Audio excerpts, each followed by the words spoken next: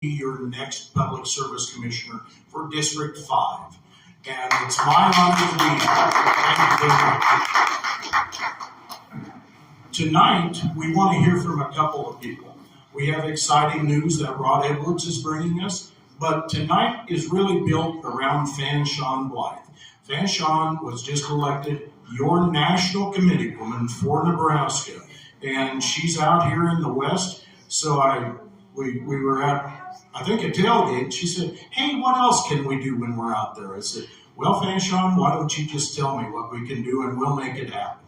So without further ado, I would like to introduce your national committee woman for the GOP of Nebraska, Fan Shawn Blythe.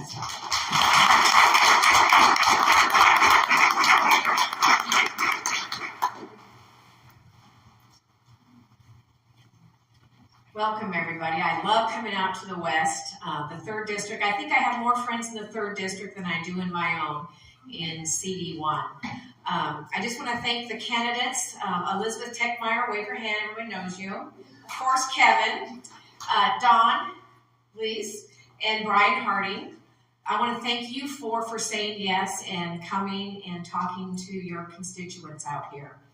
I just want you all to know greetings from the state party at 1610 N Street in Lincoln. Chairman Underwood was elected at our state convention. Who knows about state convention? Good. And I hope you're all happy and pleased with what took place there. It was time for change at the state level. I want you to know that we are now a party that runs by the Constitution and the Robert's Rules of Order. So that's really important. We are a party now that is not driven by one family's money. That does not happen normally across the United States with your state GOPs. We are the GOP of Nebraska, and we are the ones that should be giving, first of all, monthly to your county, and then you should be giving a monthly amount to the state party, because we need the lights to stay on at the office, but we also need these candidates elected. And any GOP does give money to candidates. Some have declined money because they're doing well enough in their own. But that's the way you get candidates elected, is through your state party. We are a party that's working, from the bottom up. Everybody's included, so that's really important. We always have the phones on down there. People are down there Monday through Friday. It used to be that wasn't happening. So I just want you to know that the leadership of the state party is doing fantastic. They started with nothing on July 10th. And now I feel what is happening down there Monday through Friday is what a state party should be doing. So we welcome all of you to come down there and visit us. You can make an appointment, come in and meet Chairman Underwood and the team, and get to know them. You should go to ne.gop and sign up and receive our emails. Meg is the communications director. She's also the CD1 director. So you have a director from CD1, 2, and 3, and they are doing the job that they're supposed to be doing. That didn't happen in the past. I got elected because I'm very boisterous and I speak truth. And what has happened in the past, all these people had titles behind their names and they didn't do anything. And that has completely changed. So Senator Erdman probably can tell you a lot more than I can. But we're happy with what's going on within our state. So please start giving to your local county. That's how you get your county people elected. And start giving to your state party. I don't care if it's $5 a month or $10 a month, but go to ne.gop and there's a button there that you can click and join in what I call the grassroots movement of the state of Nebraska. So thanks again for coming. Oh, I want to introduce Rod, my friend Rod Edwards. Rod worked with Charles Herbster on his campaign, and now he's here to talk about the new adventure with Charles. Thank you, Fan Shawn. And, I want to echo what Fan Shawn says. Our state party is now more in control of the people in the state. the average everyday Republicans, which was something that was severely missing. I think when we were in town a few times with Charles, that was a constant theme of what we said. We said that we did not believe that the state party was taking care of the needs of the county party. So, Fanchon, thank you for what you're doing, and we do need to give the state party our support. I want to read a headline here that is pretty amazing. So this happened this afternoon. This is Fox News headline. New York Supreme Court reinstates all employees fired for being unvaccinated. Orders back pay. Supreme Court found that being vaccinated does not stop the spread of COVID-19.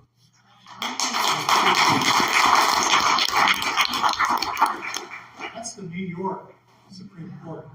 That's just going to add to the tidal wave that's going to happen this year in this country. And let me tell you, doing what I do and being a little plugged in with people from across the country, political consultants and candidates and such, it's almost scary how good things are looking right now. Now, 2 weeks is a lifetime in politics.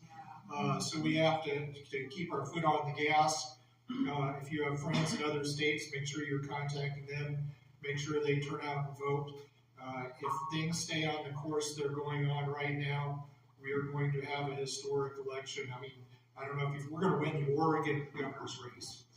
In Minnesota, our candidate for governor in Minnesota has popped out to the lead. Michigan, which a lot of people had written off for a while, all of a sudden is within the margin and in play and trending in our direction. Based a lot on the strength of Kerry Lake in Arizona, the Blake Masters race is now in play. We're looking at the possibility of hitting 54 in the United States Senate. So what we have going on here in Nebraska and in this room is happening all around the country. So we need to carry that momentum forward. I'll say we have a bunch of great candidates here. 2 candidates for the legislature. Elizabeth Tegmeyer, who I'm going to forgive for not bringing her puppy today. It's hard. And Kevin, we're very blessed. So Nebraska First. After the election, a lot of people asked, what's Charles Herbster going to do? Charles had a lot of support out here. We thank you very much for that. I'm out here representing Charles. I said, this is going on. He says, let's send you out there. Charles wants to get back out here pretty soon, too. But a lot of people said, what's Charles going to do? What are you going to do, Charles? And we had conversations immediately afterwards. And Charles, his almost his exact words were, if they thought they were going to scare me away, they have another thing coming. So Charles immediately got back involved. And one of the things we did is we started the Nebraska First PAC. Now, the Nebraska First PAC is intended, if you go to the nebraskafirst.net website, you'll see our goals are to restore the conservative values, principles that made our state and our country great. It's pro-life, pro-Second Amendment, pro-freedom of choice when you're talking about your vaccinations or masking. It's pretty much liberty and freedom. And so that's what we started. And we wanted to make sure we had a real impact on what's going on in the state of Nebraska. So we started off, our first thing was doing the Nebraska First Transparency and Leadership Pledge. How many of you here knew that one of the very first things our members of the legislature do when they are rattled into session every 2 years is elect their leadership by secret ballot? How many people here knew that? Unconstitutional, too. Exactly right. It's unconstitutional. Now, we've talked about doing something about this for years. We've come close in the legislature several years ago to actually changing the rules for this. So we talked to a number of other people. We talked to Senator Erdman's one of the people we rely heavily on when we're talking about these things. So we came up with this pledge. And what we decided we're going to do is we're going to go to every single candidate in the state of Nebraska, and we're going to ask them to sign a pledge that you, as an elected member of the legislature, will personally make your vote public, and you will vote for a rules change to make all votes public. We shouldn't have to do it. Fanchon's right. It's unconstitutional. Our Constitution states that every vote must be a public vote. And even in George Norris's original petition to change us to a nonpartisan legislature in 1935, even George Norris, who the other side touts and holds high, he has a line in there saying it should be only the call of one senator should be sufficient for a roll call vote. So if on any question, so if one senator, George Norris said this, if one senator said, I want a roll call vote on any question in the legislature, that means it should be a public vote. Now, they get around this by saying the Constitution also says the legislature can create their own rules. Well, you know what? I don't think that when they put that line in there, they mean that they can create rules that run contradictory to the constitutional requirement for public votes. But they've gotten away with it for 90 years because nobody's challenged. And nobody's made a big deal of it. And by far and large, you're a very educated group in here, and I'm sure you've seen stuff, and we've talked about it. By far and large, the average Nebraskan doesn't know about it. And people are appalled by it. So what we did is we set out to get these signatures from all of the candidates. We secured the support of almost everybody who's coming back on the Republican side to the legislature next year. You should be proud to know that out here in District 48, both candidates have signed the pledge and made this commitment to you. So we have reached out. I'll tell you, we have enough votes right now to change that on day one if everybody holds to their commitment. And that's where you guys come into play. The other part of this, too, is the stake.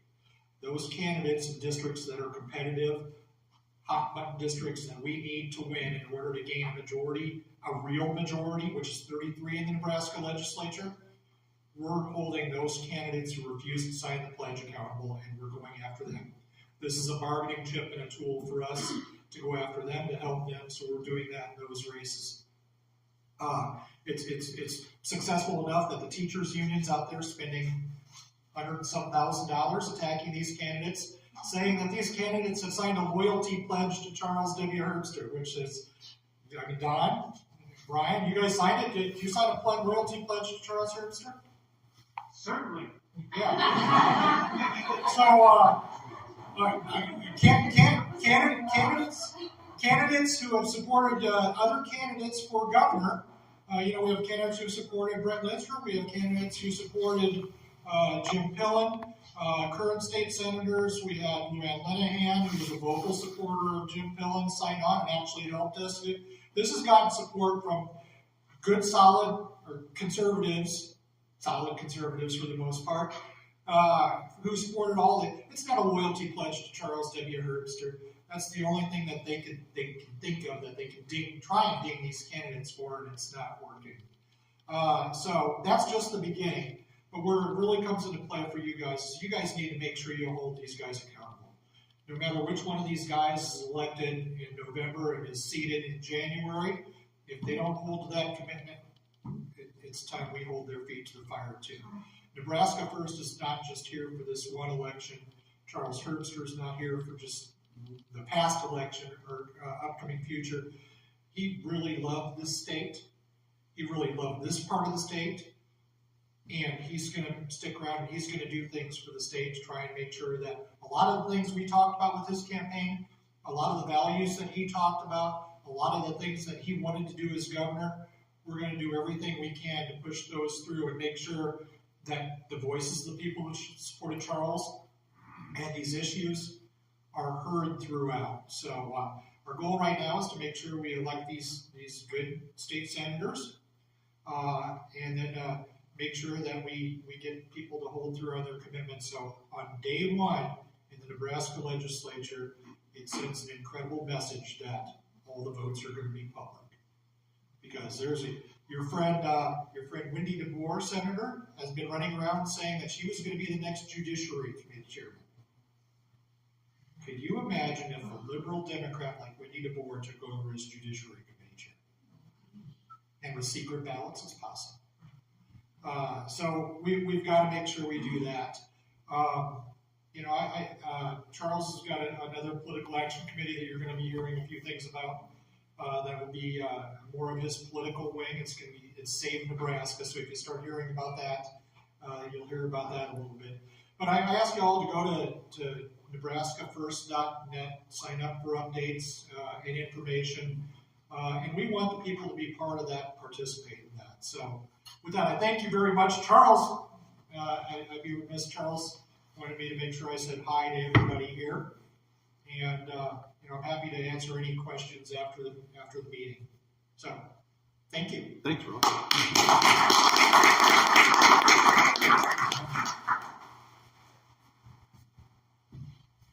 Well, since I'm the safe candidate here and don't have anybody to run against, I got nominated to be the MC or the announcer. We're going to give each candidate approximately 5 minutes to say whatever they want to, answer a few questions, and I'm sure they'll stick around afterwards if you have some questions that you haven't asked. But why don't we do this? Elizabeth suggested ever the English teacher to do this in alphabetical order. So I'm going to adhere to that. And with that, I'm going to ask Brian to come up and tell you about what he's going to do for you if you elect him. So Brian Harden, come on up and say a few words.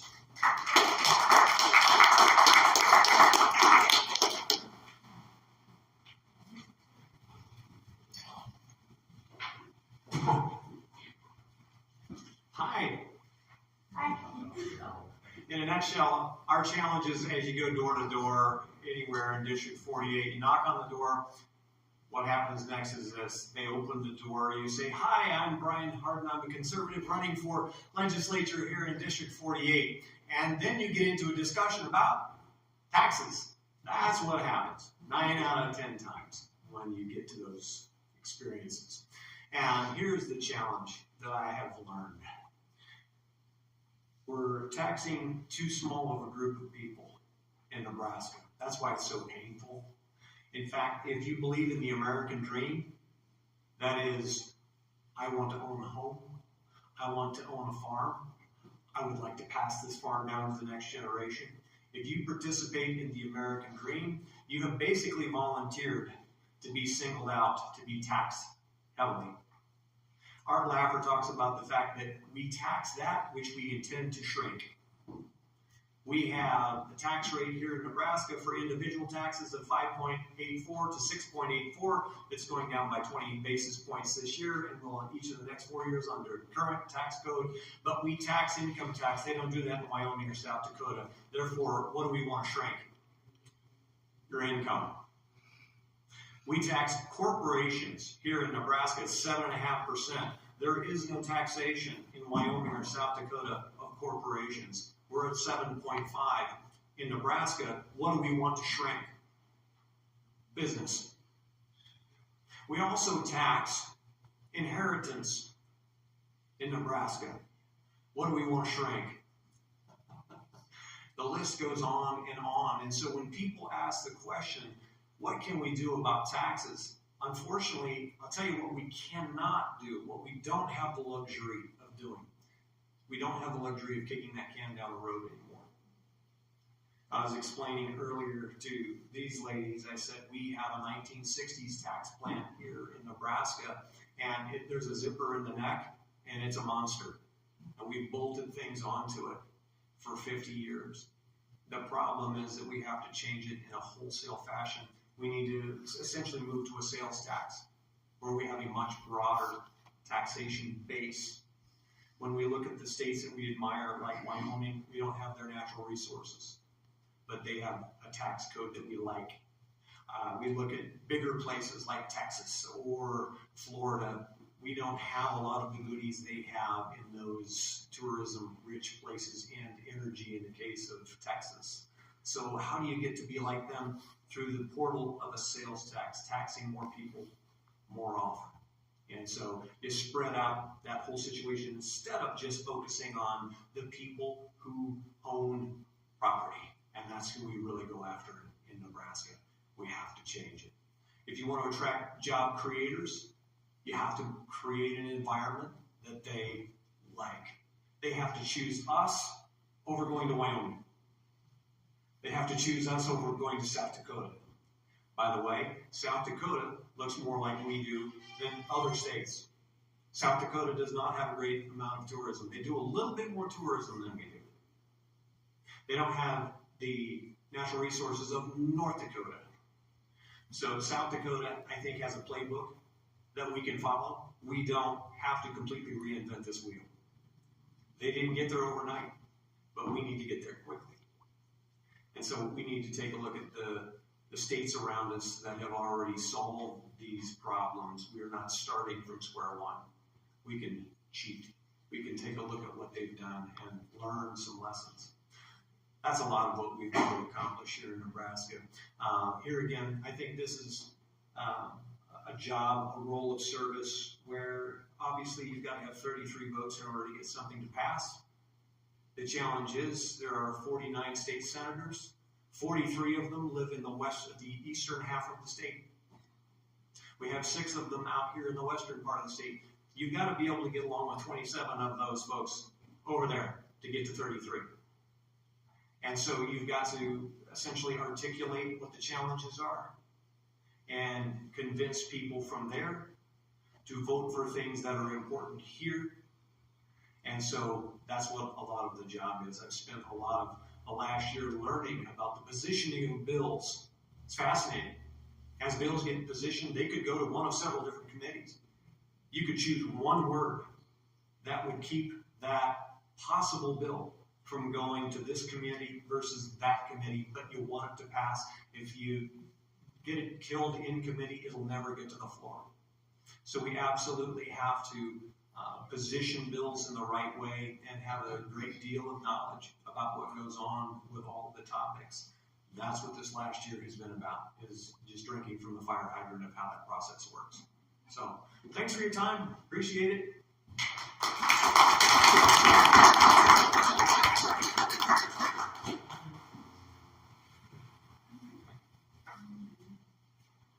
And like I said, the candidates will be here. If you have one-on-one time that you want some questions answered, please do.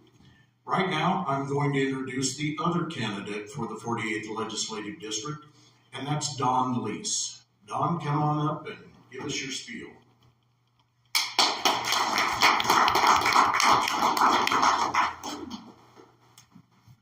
Well, I too have been out in the community, spent a little time knocking on doors, and several things stick out to me. If dogs could vote, I would have won about 4,000 to 1, because I think each house I've knocked on has at least 4 dogs. The one dog that didn't want to vote for me tried to eat me, so we won't count him. There are some things we need to change in the state of Nebraska. Taxes are one of them. We need to do some things that are a little bit more positive with education. And that includes extending some mental health care. We have some real issues within our school and educational system. Kids come and they're socially unable, mentally unable to adequately learn in the system that we have. My plan would be to help those kids as much as possible, as efficiently as possible, with some care that is simple and basic in the public education system. We don't want to go around behind the parents' back. We want the parents to be partners in this process. It's not something that we want to hide in the educational system. In the tax part, if there's a more aggressive tax, Brian talked about inheritance tax, that certainly has to be the worst. You're just dying to go there. The other tax that concerns me a lot more than income tax, because it's not based on ability to pay, is property tax. As an agriculture producer, I figure it costs me about, and rancher, it costs me about $80 a head just in property tax. That's to pay the property tax for the associated acres for each cow I operate. And it's not because I don't put enough cows out there. It's because the tax is too high. You pay it on years when you don't make money. You pay it on years when you do make money. One of the nice things about it is tax deductible both on the state and federal level. So is consumption tax, so are sales tax. That's a direction we need to really head towards, and probably the only way to solve our property tax problem. Sales tax is as fair as it can be in terms of, if you are going to make a decision to buy something, you probably have the money to pay the sales tax or the consumption. And I don't think there's any difference in what you call We just call it sales tax now. So we need to work out a plan that will create efficiencies in county, local, state governments. There's always ways to do efficiency. Education's one of those. It doesn't mean to cut teachers' jobs. It just means we have to figure out ways to educate effectively kids. If you don't think education is important in the state of Nebraska, just try it. It is a huge industry. In the 48th district, I count education as number 3 in terms of industry. The job of education is to create lifelong learners so that they can go out and be productive members of the state. We can't do that if we don't have qualified teachers teaching, reasonable rules and regulations. But we have to attack that at the young kids' age. We can't fix the educational problems with enforcing truancy in the state of Nebraska. Once a kid is at the 3rd grade level, it's much more difficult to change the outcome of that kid's mental health. We're talking about small changes when they're young, medium changes by the time they hit middle school or even young in high school. It's a major change to get a kid's educational outlook changed once they're in high school. A major change. We need to work with the younger kids. And we need to get parents involved, whatever that takes. I think I would like to give the rest of my time to Elizabeth because I think she's the most important candidate here. So I'm Well, we're going in alphabetical order. I'm next.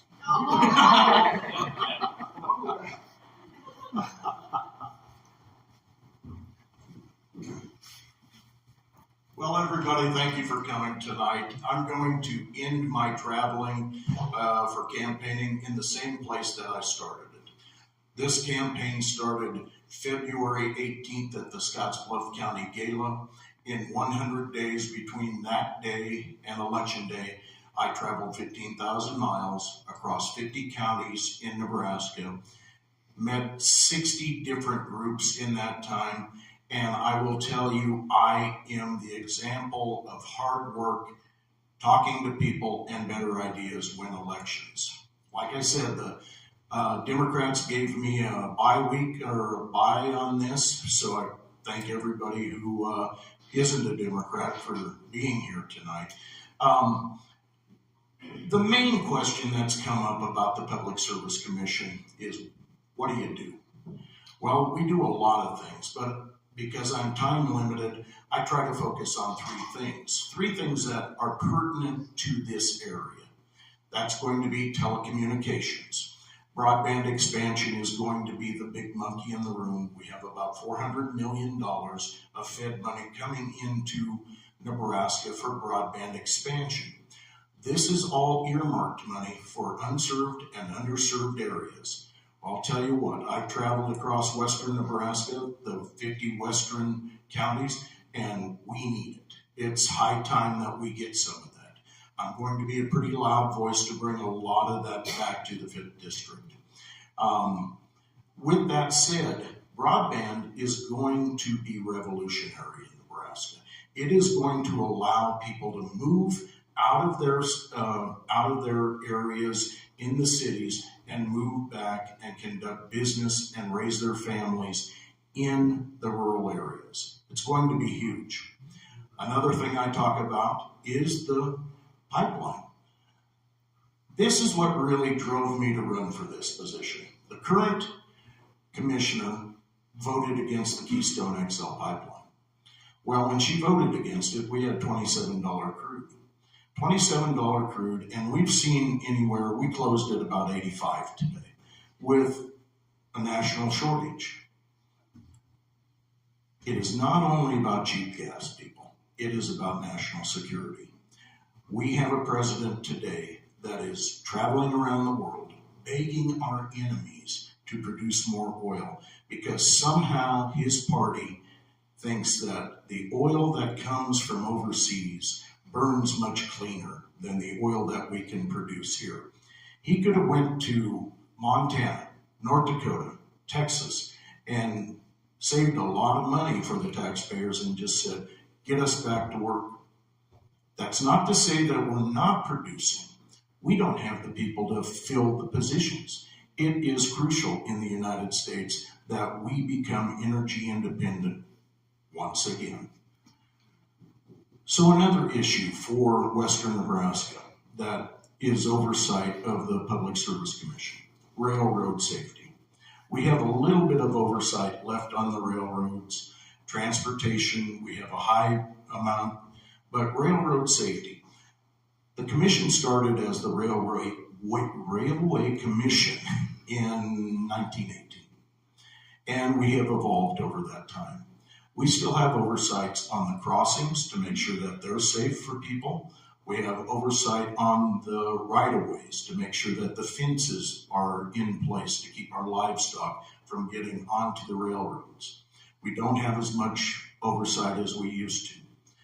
People transportation in Nebraska, we still have a high degree of oversight on that. We have a bad problem in Nebraska where we have a lot of illegal operators. And when I say an illegal operator, I mean people that are not licensed and insured correctly. To be a legal operator in Nebraska, whether it be a party bus, a charter bus, a taxi, a limousine, you have to have authority from the Public Service Commission. And you say, well, Uber and Lyft aren't licensed. Yes, they are. We have a blanket license that goes over that. We randomly inspect these cars. What we have in Nebraska today is failure to enforce. Our enforcement at the Public Service Commission, our enforcement employees are down to a historic low. We're not enforcing these laws. And you say, Kev, why is that important that we start enforcing this? They tell me they have insurance. They don't. An illegal operator, if you look at any insurance form, if you're operating illegally, it says, we don't have to cover you. Someday there might be a catastrophic accident with an illegal operator, and they can tell you, we have insurance, and they don't. If they are not listed, inspected, and regulated by Public Service Commission and have a certificate of operation, they are illegal. This is one of the things, because I have a transportation and ag background, this is one of the things that I'm going to bring to the forefront there. We just can't look at the big dollars for the shiny thing in the room, the broadband. We have to enforce the things that we have been tasked with for years. Final thing for me, grain warehousing. We have grain operators in Nebraska that do not have a license. And when we say they don't have a license, what does that mean? Well, that means when you deliver your grain to a warehouse and you store it, we make sure that they have enough insurance and enough in the bank to cover in case they would be insolvent. In fact, this year they have suspended the licenses of 3 out-of-state companies that started operations in Nebraska. And that's because reporting, you need to know these things. So when you get a grain warehouse, if you haul grain to a warehouse, that's a warehouse receipt. And they are responsible for holding that grain until you say it's sold and having enough money to cover it. So in a nutshell, we do a lot of things. I have a lot of cards back here. If you're interested in anything, I'm going to have an open door policy. My phone gets answered. I will be the commissioner from the furthest west community in Nebraska ever. Yeah, I'm going to have a lot of driving back and forth to Lincoln, but we go to the games anyway. So if you're in Lincoln for a home game, stop and see Mary and I. We have a pretty good tailgate. I'm going to start talking about Elizabeth. We met Elizabeth Tegmeyer at a Farm Bureau candidate school. And there were some people in that room that went forward. We all won our primaries, but there were some stars in that room. And Elizabeth is one of them. This is somebody that Mary and I care greatly about, and about our children's future in Nebraska. So, put up a sign. You don't need to put up mine. Put up another Tegmeyer sign. Take your people to the polls. We need Elizabeth Tegmeyer in District 7. Come on.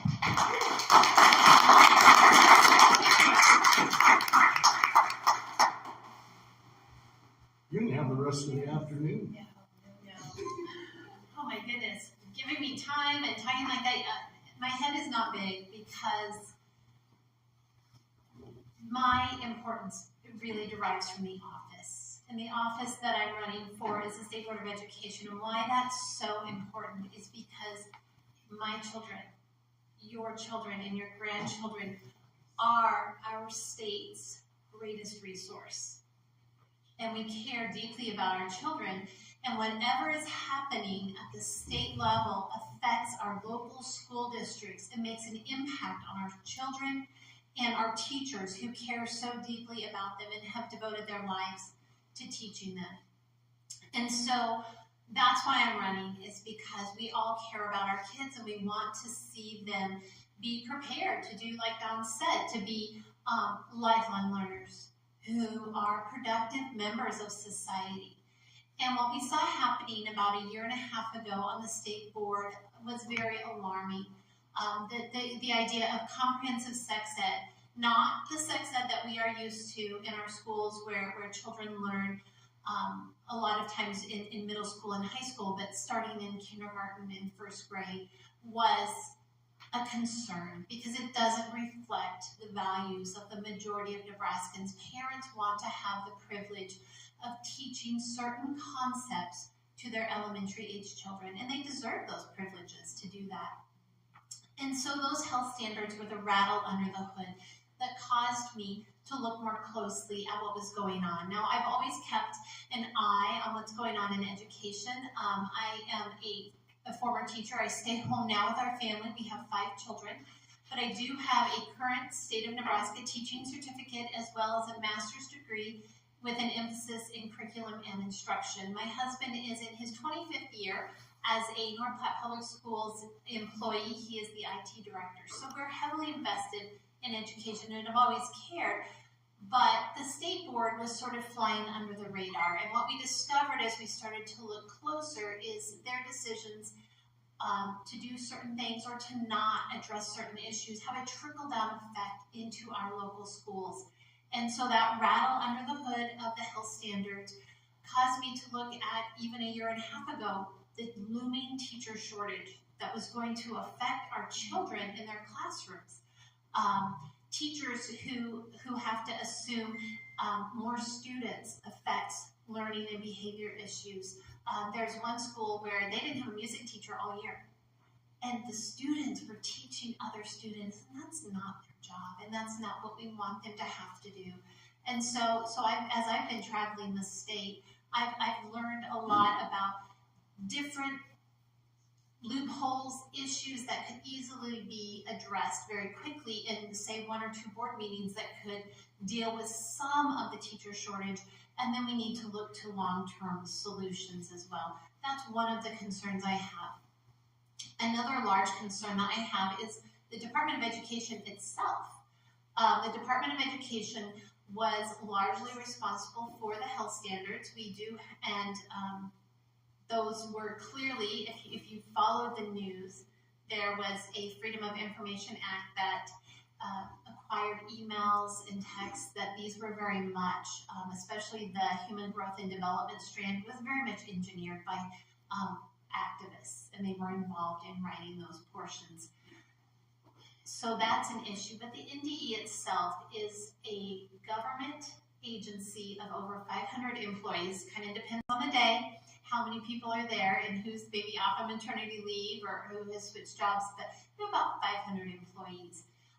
We are, as a state, the individuals on our state, we're all facing some tough economic times, and I think that it's important for the NDE, for all government agencies, to undergo audits periodically of not just their finances, but their personnel and the services that they provide. And my belief of an audit for the NDE is what it would do is it would help us see what services are being provided, are there things that are being duplicated, and what things might be done more efficiently and effectively at the local school district level. How can we give more autonomy to our local school districts?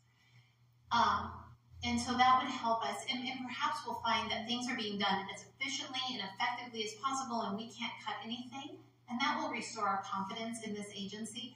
But perhaps we'll find ways, like often you do at the dinner table, of, well, maybe we need to evaluate this situation or that. And so I think that it's important that our government do that as well.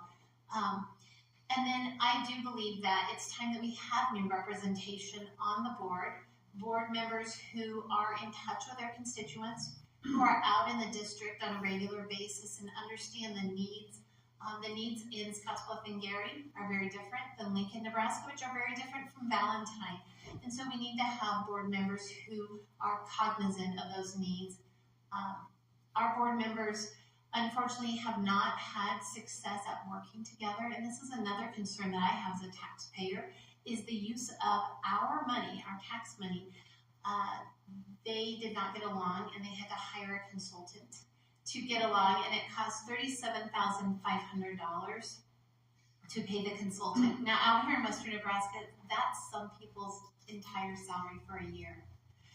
And that, to me, seems a waste of tax money. When you're an elected, an adult official, you need to learn to get along, or don't run for an office if you can't work together. So I just feel like there's a lot of dysfunction on the board. There's a lack of true understanding of what the needs are in our district, being proactive and getting on top of them, like the teacher shortage, which does affect teacher morale. When we put more kids in a classroom, it makes it harder for students to learn, harder for them to obey. It overburdens and overtaxes our teachers. And so those are some of the reasons that I'm running. Kevin hasn't given, he just gave me a 2-minute. I guess I'll start from like. All right. So, but that's why I'm running. As many of you know, I've been out here to Western Nebraska multiple times, and I've honestly kind of lost count of how many times I've been out here to Scottsbluff. I know it's a lot.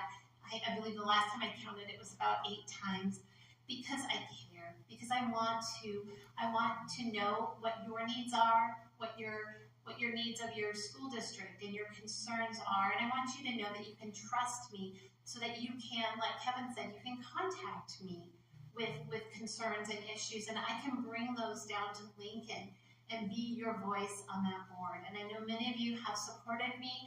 You've put up signs. I'm not sure why this one is not on a roadside, Kevin, but we're going to work on that tonight.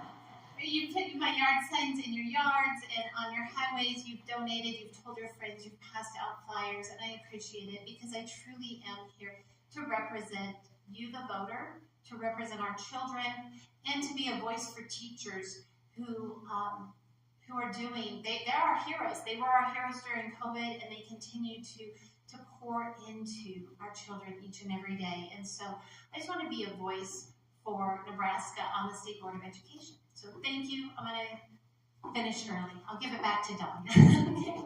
Thank you so much.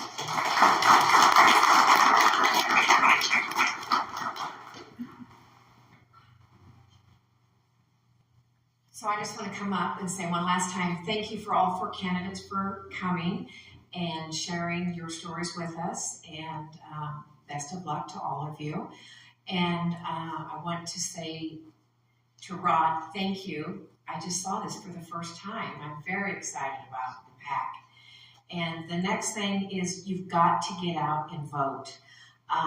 We need to vote on election day. I am not a person for these mail-in ballots. Vote on election day, vote late in the day, they say, and please ask 10 people to vote and get those 10 people to vote. And just tell everybody about these candidates, because that's the way they're going to get elected, is by us doing our civic duty and voting. So thank you all coming, and God bless you all.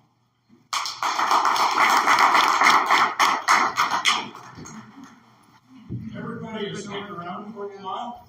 If we have a few minutes. So if you have any questions from the candidates, please ask.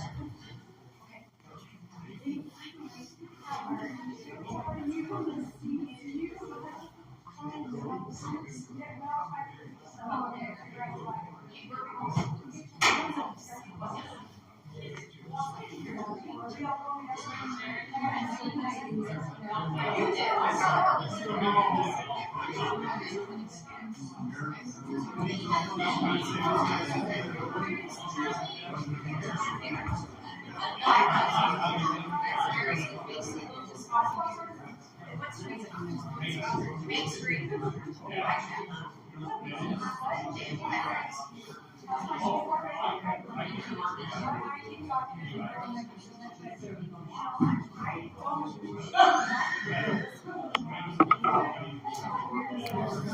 Alright guys, so I'm gonna get off of here for a little bit.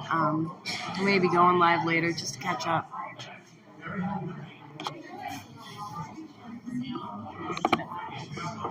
Talk to a lot of those people.